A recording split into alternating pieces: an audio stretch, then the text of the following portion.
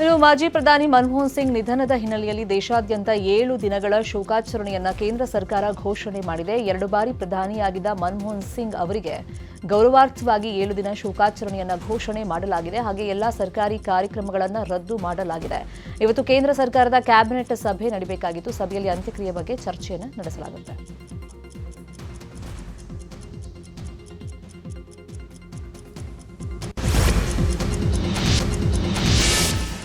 ಮನಮೋಹನ್ ಸಿಂಗ್ ನಿಧನಕ್ಕೆ ಟ್ವೀಟ್ ಮೂಲಕ ಪ್ರಧಾನಿ ನರೇಂದ್ರ ಮೋದಿ ಸಂತಾಪವನ್ನು ಸೂಚಿಸಿದ್ದಾರೆ. ಭಾರತ ತನ್ನ ಅತ್ಯಂತ ಪ್ರತಿಷ್ಠಿತ ನಾಯಕರಲ್ಲಿ ಒಬ್ಬರಾದ ಡಾಕ್ಟರ್ ಮನಮೋಹನ್ ಸಿಂಗ್ ಜಿ ಅವರನ್ನು ಕಳೆದುಕೊಂಡಿದೆ. ಅವರು ಹಣಕಾಸು ಸಚಿವರಾಗಿ ಸೇರಿದಂತೆ ವಿವಿಧ ಸರ್ಕಾರಿ ಹುದ್ದೆಗಳಲ್ಲಿ ಸೇವೆಯನ್ನು ಸಲ್ಲಿಸಿದ್ರು.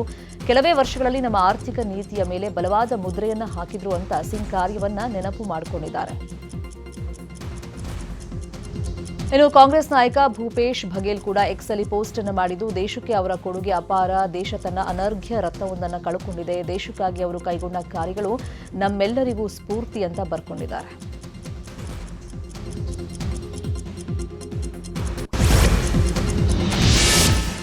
ಮಾಜಿ ಪ್ರಧಾನಿ ಡಾಕ್ಟರ್ ಮನಮೋಹನ್ ಸಿಂಗ್ ನಿಧನಕ್ಕೆ ರಾಷ್ಟ್ರಪತಿ ದ್ರೌಪದಿ ಮುರ್ಮು ಕಂಬನಿ ಮಿಡಿದಿದ್ದಾರೆ. ಈ ಬಗ್ಗೆ ಎಕ್ಸ್ನಲ್ಲಿ ಪೋಸ್ಟ್ ಮಾಡಿರೋ ಮುರ್ಮು, ಮನಮೋಹನ್ ಸಿಂಗ್ ಅಪರೂಪದ ರಾಜಕಾರಣಿಯಾಗಿದ್ದರು.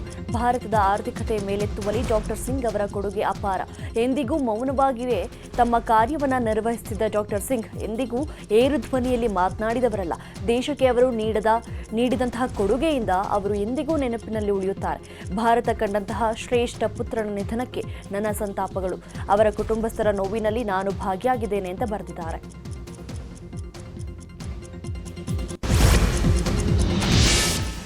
ಮಾಜಿ ಪ್ರಧಾನಿ ಮನಮೋಹನ್ ಸಿಂಗ್ ನಿಧನದ ಹಿನ್ನೆಲೆಯಲ್ಲಿ ಸಿಎಂ ಸಿದ್ದರಾಮಯ್ಯ ಸಂತಾಪವನ್ನು ಸೂಚಿಸಿದ್ದಾರೆ. ಮನಮೋಹನ್ ಸಿಂಗ್ ನಿಧನದಿಂದ ದುಃಖಿತನಾಗಿದ್ದೀನಿ. ಅಪಾರ ಜ್ಞಾನ, ದೂರದೃಷ್ಟಿಯ ಆಲೋಚನೆ ಹಾಗೂ ಸಮರ್ಥ ನಾಯಕತ್ವವು ಭಾರತದ ನೆಲದಲ್ಲಿ ಅವರನ್ನ ಅಮರವಾಗಿಸಲಿದೆ ಅಂತ ಸಿಎಂ ಸಿದ್ದರಾಮಯ್ಯ ಸಂತಾಪವನ್ನು ಸೂಚಿಸಿದ್ದಾರೆ. ಈ ಕುರಿತು ಎಕ್ಸ್ನಲ್ಲಿ ಪೋಸ್ಟ್ ಮಾಡಿರುವಂತಹ ಸಿದ್ದರಾಮಯ್ಯ, ಮನಮೋಹನ್ ಸಿಂಗ್ ಅವರು ಪ್ರಧಾನಿಯಾಗಿದ್ದಾಗ ನಾನು ಮೊದಲ ಬಾರಿಗೆ ಮುಖ್ಯಮಂತ್ರಿಯಾಗಿ ಅಧಿಕಾರ ವಹಿಸಿಕೊಂಡೆ. ಈ ಸಂದರ್ಭದಲ್ಲಿ ನಮ್ಮ ಸರ್ಕಾರದ ಯೋಜನೆಗಳಿಗೆ ಅವರಿಂದ ದೊರೆತ ಮಾರ್ಗದರ್ಶನ ಹಾಗೂ ಬೆಂಬಲವನ್ನು ಸ್ಮರಿಸಲೇಬೇಕು. ಯುಪಿಎ ಸರ್ಕಾರದ ಆಹಾರ ಹಕ್ಕು ಕಾಯ್ದೆಯು ನಮ್ಮ ನಾಡಿನ ಪ್ರಗತಿಯ ಹಾದಿಗೆ ಹೊಸ ಆಯಾಮ ಕಲ್ಪಿಸಿಕೊಟ್ಟಿದೆ ಅಂತ ನೆನಪು ಮಾಡಿಕೊಂಡಿದ್ದಾರೆ. ಮನಮೋಹನ್ ಸಿಂಗ್ ನಿಧನಕ್ಕೆ ರಾಹುಲ್ ಗಾಂಧಿ ಸಂತಾಪವನ್ನು ಸೂಚಿಸಿದ್ದಾರೆ. ಈ ಬಗ್ಗೆ ಎಕ್ಸ್ ಪೋಸ್ಟ್ ಅಲ್ಲಿ ಬರ್ಕೊಂಡಿರುವಂತಹ ರಾಹುಲ್ ಗಾಂಧಿ, ನಾನು ಓರ್ವ ಮಾರ್ಗದರ್ಶಕನನ್ನ ಕಳ್ಕೊಂಡಿದ್ದೀನಿ ಅಂತ ಸಂತಾಪವನ್ನು ಸೂಚಿಸಿದ್ದಾರೆ. ಮನಮೋಹನ್ ಸಿಂಗ್ ಅವರು ಅಪಾರ ಬುದ್ಧಿವಂತಿಕೆ ಹಾಗೂ ದೃಢತೆಯಿಂದ ಭಾರತವನ್ನ ಮುನ್ನಡೆಸಿದವರು. ಅವರ ನಮ್ರತೆ ಹಾಗೂ ಅರ್ಥಶಾಸ್ತ್ರದ ಆಳವಾದ ತಿಳುವಳಿಕೆಯು ದೇಶವನ್ನ ಪ್ರೇರೇಪಿಸಿದೆ. ನಾನು ಓರ್ವ ಮಾರ್ಗದರ್ಶಕನನ್ನ ಕಳ್ಕೊಂಡಿದ್ದೀನಿ. ಅವರನ್ನ ಮೆಚ್ಚಿದ ಲಕ್ಷಾಂತರ ಜನರು ಅವರನ್ನ ಅತ್ಯಂತ ಹೆಮ್ಮೆಯಿಂದ ನೆನಪು ಮಾಡಿಕೊಳ್ತಾ ಇದ್ದಾರೆ. ನಾನು ಅವರ ಪತ್ನಿ ಹಾಗೂ ಕುಟುಂಬಕ್ಕೆ ಸಂತಾಪ ಸೂಚಿಸ್ತೀನಿ ಅಂತ ರಾಹುಲ್ ಗಾಂಧಿ ಎಕ್ಸ್ನಲ್ಲಿ ಪೋಸ್ಟ್ ಅನ್ನು ಹಾಕಿದ್ದಾರೆ. ಇನ್ನು ವಯನಾಡು ಸಂಸದೆ ಪ್ರಿಯಾಂಕಾ ವಾದ್ರಾ ಕೂಡ ಸಂತಾಪವನ್ನು ಸೂಚಿಸಿದ್ದಾರೆ.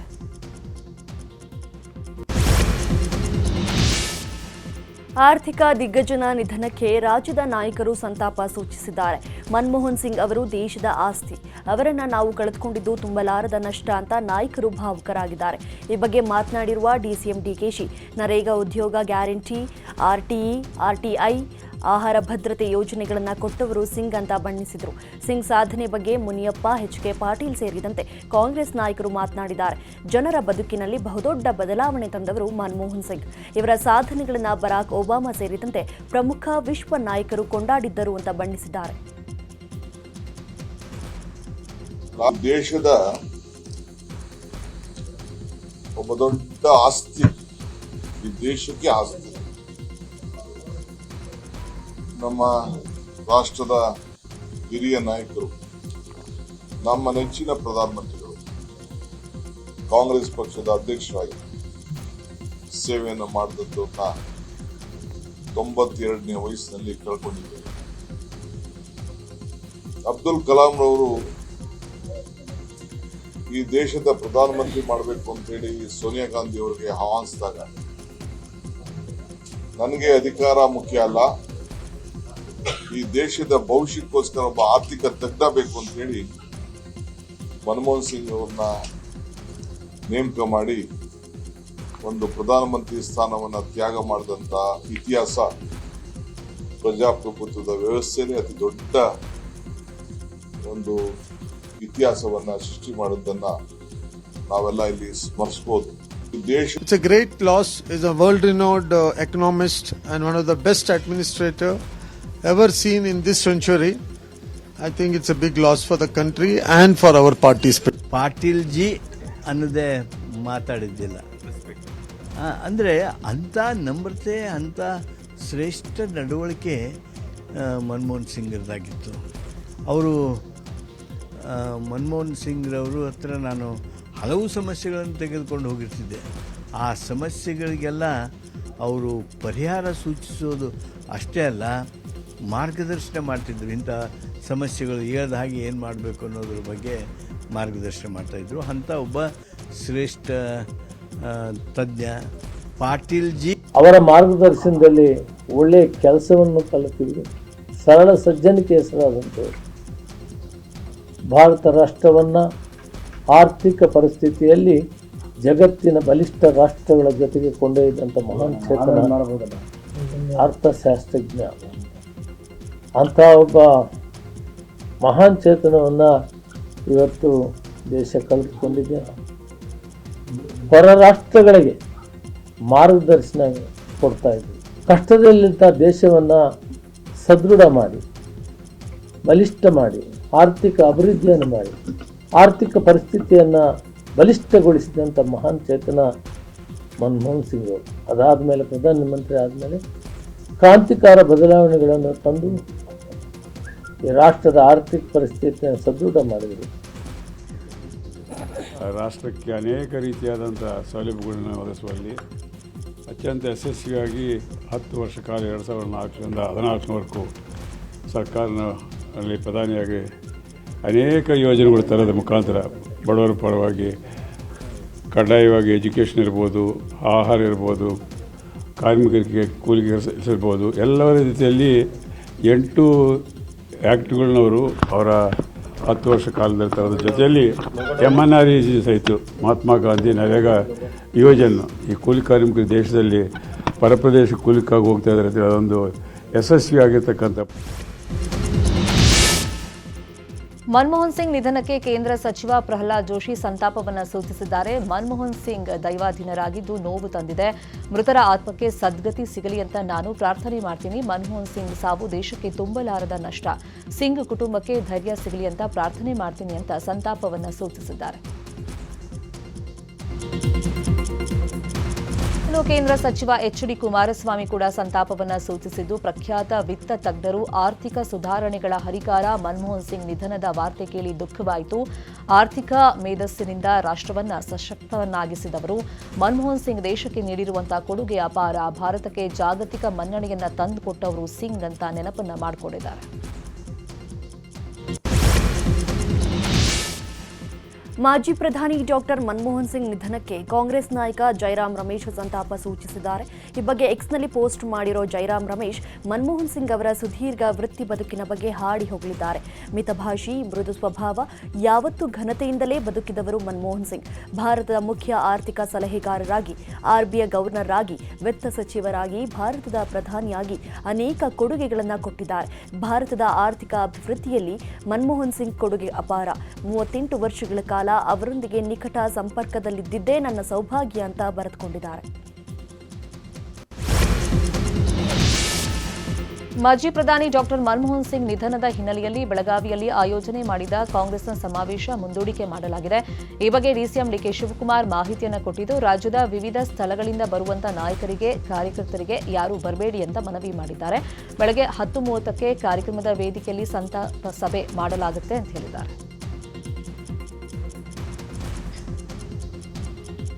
So the program which has been organized, cancelled in the honor of our great leader at 10:30. All of us who are here, I request all of them to join us. I appeal to all the leaders of Belgaum and who have been here in Belgaum to participate in the mourning program. Government has already declared a 7-day mourning, and tomorrow will be the holiday to be declared.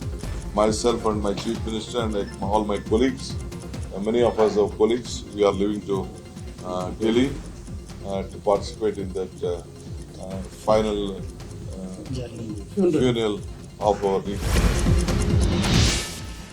ಮಾಜಿ ಪ್ರಧಾನಿ ಮನಮೋಹನ್ ಸಿಂಗ್ ನಿಧನ ಹಿನ್ನೆಲೆ ಇವತ್ತು ಬೆಳಗ್ಗೆ 11 ಗಂಟೆಗೆ ಕೇಂದ್ರ ಸಚಿವ ಸಂಪುಟ ಸಭೆ ನಡೆಯಲಿದೆ. ಇಂದಿನ ಎಲ್ಲ ಅಧಿಕೃತ ಕಾರ್ಯಕ್ರಮಗಳನ್ನು ರದ್ದು ಮಾಡಲಾಗಿದೆ. ಮೋದಿ ಅಧ್ಯಕ್ಷತೆಯಲ್ಲಿ ಕೇಂದ್ರ ಸಚಿವ ಸಂಪುಟ ಸಭೆ ನಡೆಯಲಿದ್ದು ಅಂತ್ಯಕ್ರಿಯೆ ಬಗ್ಗೆ ಚರ್ಚೆ ನಡೆಸಲಾಗುತ್ತೆ.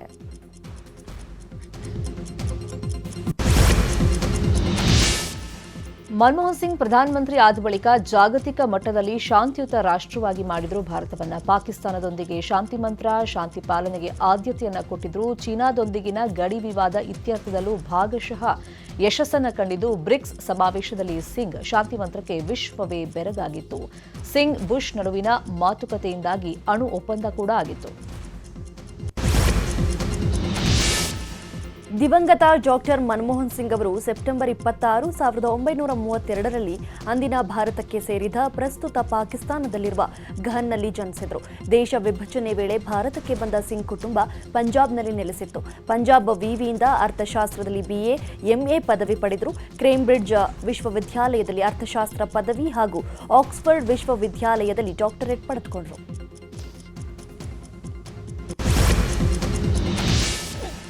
ಡಾಕ್ಟರ್ ಮನಮೋಹನ್ ಸಿಂಗ್ ಅವರ ಸಾಧನೆ ಅಷ್ಟಿಷ್ಟಲ್ಲ. ದೇಶ ಹಾಗೂ ವಿದೇಶದ ವಿವಿಧ ವಿವಿಗಳಿಂದ ಹಲವಾರು ಡಾಕ್ಟರೇಟ್ಗಳನ್ನು ತಮ್ಮದಾಗಿಸಿಕೊಂಡಿದ್ರು. ಪಂಜಾಬ್ ವಿವಿ, ಆಲ್ಬರ್ಟಾ ವಿವಿ, ಆಕ್ಸ್ಫರ್ಡ್ ವಿವಿ, ಕೇಂಬ್ರಿಡ್ಜ್ ವಿವಿ, ಬನಾರಸ್ ಹಿಂದೂ ವಿವಿ, ಮದ್ರಾಸ್ ವಿವಿ, ಕಿಂಗ್ ಸೌದಿ ವಿವಿ, ಮಾಸ್ಕೋ ಅರ್ಥಸಂಸ್ಥೆಯಿಂದ ಹಾಗೂ ಬೊಲೋಗ್ನಾ, ಜಮ್ಮು, ರೂರ್ಕಿ ವಿವಿಗಳಿಂದ ಗೌರವ ಡಾಕ್ಟರೇಟ್ ಅನ್ನು ಪಡೆದಿದ್ದಾರೆ. ಅಲ್ಲದೆ ಪಂಜಾಬ್ ವಿವಿಯಲ್ಲಿ ಮನಮೋಹನ್ ಸಿಂಗ್ ಅಧ್ಯಯನ ಪೀಠವನ್ನು ನಿರ್ಮಾಣ ಮಾಡಲಾಗಿದೆ. ಸೇಂಟ್ ಜಾನ್ಸ್ ಕಾಲೇಜಿಂದ ಸಿಂಗ್ ಹೆಸರಲ್ಲಿ ಸ್ಕಾಲರ್ಶಿಪ್ ಅನ್ನು ನೀಡಲಾಗ್ತಾ ಇದೆ. ಇಂದಿರಾ ಗಾಂಧಿ ಶಾಂತಿ ಪ್ರಶಸ್ತಿ, ಭಾರತ ಸರ್ಕಾರದ ಪದ್ಮ ವಿಭೂಷಣ ಪ್ರಶಸ್ತಿ ಡಾಕ್ಟರ್ ಮನಮೋಹನ್ ಸಿಂಗ್ ಅವರಿಗೆ ಲಭಿಸಿದೆ.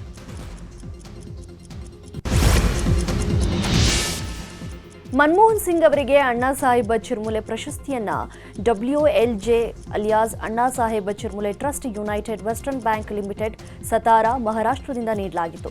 1999 ಮನಮೋಹನ್ ಸಿಂಗ್ ಅವರು ಶ್ರೇಷ್ಠತೆಗಾಗಿ HH ಕಂಚಿ ಶ್ರೀ ಪರಮಾಚಾರ್ಯ ಪ್ರಶಸ್ತಿಯನ್ನ ಪಡೆದರು. 1999 ಮನಮೋಹನ್ ಸಿಂಗ್ ಅವರು national academy of agricultural sciences ನವದೆಹಲಿಯ ಫೆಲೋ ಪಡೆದರು. ಇನ್ನು ಅನೇಕ ಪ್ರಶಸ್ತಿಗಳನ್ನು ಪಡೆದುಕೊಂಡಿದ್ದಾರೆ.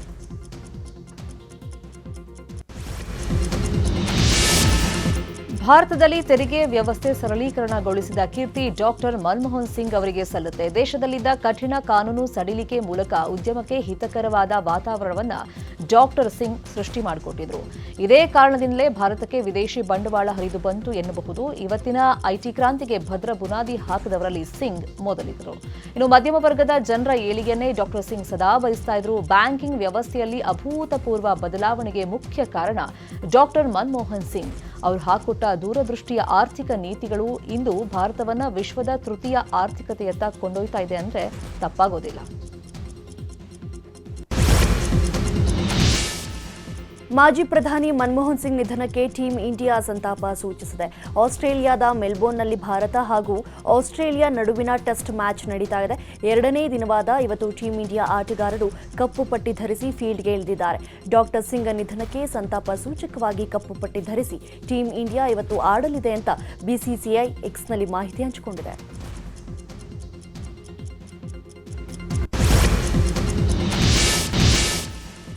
ಅಚ್ಚರಿಯ ರೀತಿಯಲ್ಲಿ 2004ರಲ್ಲಿ ಪ್ರಧಾನಿ ಹುದ್ದೆಗೇರಿದ ಡಾಕ್ಟರ್ ಮನಮೋಹನ್ ಸಿಂಗ್ 2009ರಲ್ಲಿ ಕಾಂಗ್ರೆಸ್ ಅನ್ನ ಮತ್ತೊಮ್ಮೆ ಅಧಿಕಾರಕ್ಕೆ ತಂದಿದ್ದರು. 2004ರಲ್ಲಿ ಕೇವಲ 145 ಸ್ಥಾನಗಳಲ್ಲಿ ಗೆಲುವು ಸಾಧಿಸಿದ ಕೈ ಮುಂದಿನ ಲೋಕಸಭೆ ಚುನಾವಣೆಯಲ್ಲಿ 206 ಸ್ಥಾನ ಗೆದ್ದುಕೊಳ್ಳುವಂತೆ ಮಾಡಿದ್ದರು.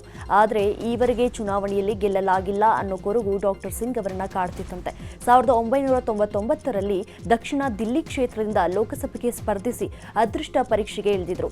ಆದರೆ ಬಿಜೆಪಿಯ ವಿಜಯ್ ಕುಮಾರ್ ಮಲ್ಹೋತ್ರಾ ಅವರನ್ನ ಸೋಲಿಸಲು ಡಾಕ್ಟರ್ ಸಿಂಗ್ಗೆ ಸಾಧ್ಯವಾಗಲಿಲ್ಲ. ಆ ಬಳಿಕ ಸತತವಾಗಿ ರಾಜ್ಯಸಭೆಗೆ ಡಾಕ್ಟರ್ ಸಿಂಗ್ ಅವರನ್ನ ಕಳುಹಿಸಲಾಗಿತ್ತು.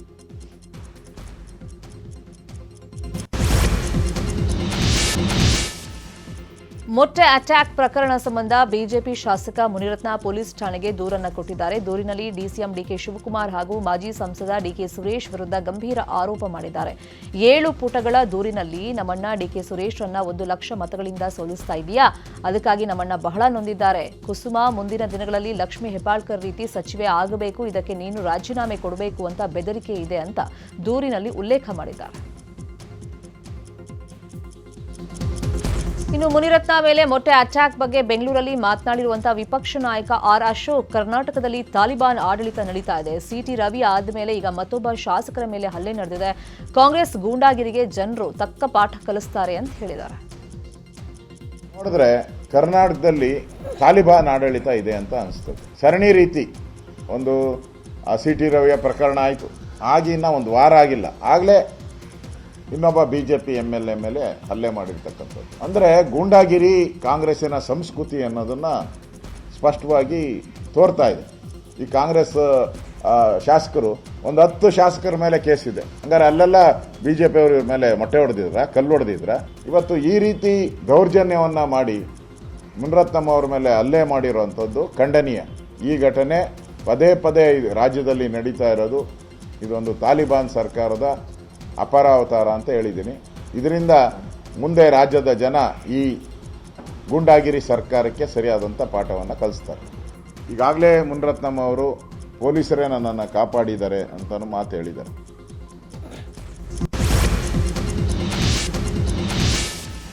ಲಕ್ಷ್ಮೀ ಹೆಬ್ಬಾಳ್ಕರ್ ಹಾಗೂ ಸಿಟಿ ರವಿ ಅವರನ್ನ ಕಾಂಪ್ರಮೈಸ್ ಮಾಡಿಸೋದಕ್ಕೆ ನಾನು ರೆಡಿ ಅಂತ ವಿಧಾನ ಪರಿಷತ್ನ ಸಭಾಪತಿ ಬಸವರಾಜ ಹೊರಟ್ಟಿ ಹೇಳಿದ್ದಾರೆ. ಇಬ್ರು ಕಾಂಪ್ರಮೈಸ್ ಆಗಿ ವಿವಾದ ಮುಗಿಸಬೇಕು ಅಂತ ಹೇಳಿದ್ದೀವಿ.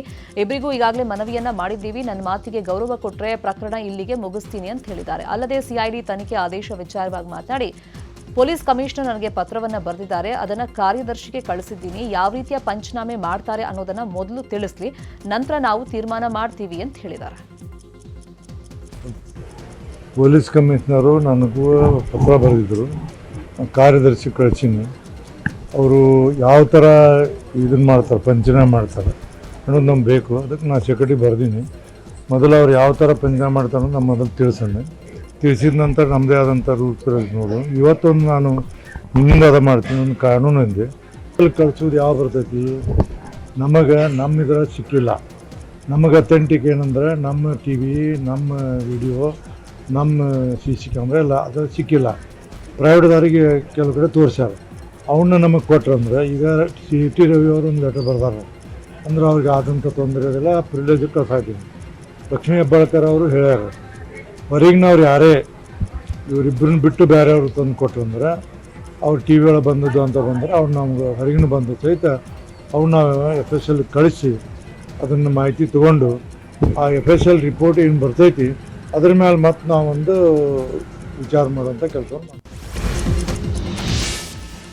ಬಾರ್ಡರ್ ಗವಾಸ್ಕರ್ ಟ್ರೋಫಿಯ 4ನೇ ಟೆಸ್ಟ್ ಪಂದ್ಯ ಮೆಲ್ಬೋರ್ನ್ ಸ್ಟೇಡಿಯಂನಲ್ಲಿ ನಡೀತಾ ಇದೆ. ಈ ಪಂದ್ಯ 2 ತಂಡಗಳಿಗೆ ಅತಿ ಮುಖ್ಯವಾಗಿದೆ.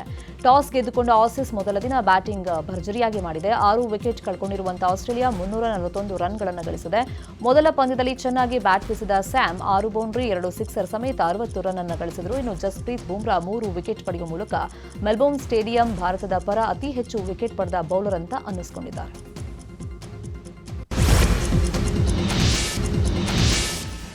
ಪುಷ್ಪ 2 ಸಿನಿಮಾದಲ್ಲಿ ಕಿಸಿಕ್ ಅಂತ ಕುಣಿದಿದ್ದೇ ತಡ ಶ್ರೀಲೀಲಾಗೆ ಮತ್ತಷ್ಟು ಡಿಮ್ಯಾಂಡ್ ಕ್ರಿಯೇಟ್ ಆಗಿದೆ. ಅವರನ್ನ ಅರಸಿ ಸಾಲು ಸಾಲು ಆಫರ್ಗಳು ಬರ್ತಾ ಇದೆ. ಆದರೆ ಬ್ಯುಸಿ ಸ್ಕೆಡ್ಯೂಲ್ನಲ್ಲಿರುವಂತಹ ಶ್ರೀಲೀಲಾ ಎಲ್ಲಾ ಸಿನಿಮಾಗಳನ್ನ ಮಾಡೋಕೆ ಆಗ್ತಿಲ್ಲ. ಡೇಟ್ ಸಮಸ್ಯೆ ಎದುರಾಗ್ತಿದೆ. ಅದೇ ರೀತಿ ನವೀನ್ ಪೋಲಿಶೆಟ್ಟಿ ನಟನೆಯ ಅನಗನಗ ಓಕ ರಾಜು ಸಿನಿಮಾದಲ್ಲಿ ಶ್ರೀಲೀಲಾ ನಟನೆ ಮಾಡಬೇಕಾಗಿತ್ತು. ಆದರೆ ಡೇಟ್ ಹೊಂದಾಣಿಕೆ ಕೊರತೆಯಿಂದ ಆ ಸಿನಿಮಾವನ್ನ ಕೈಬಿಟ್ಟಿದ್ದಾರೆ ಎನ್ನಲಾಗ್ತಾ ಇದೆ.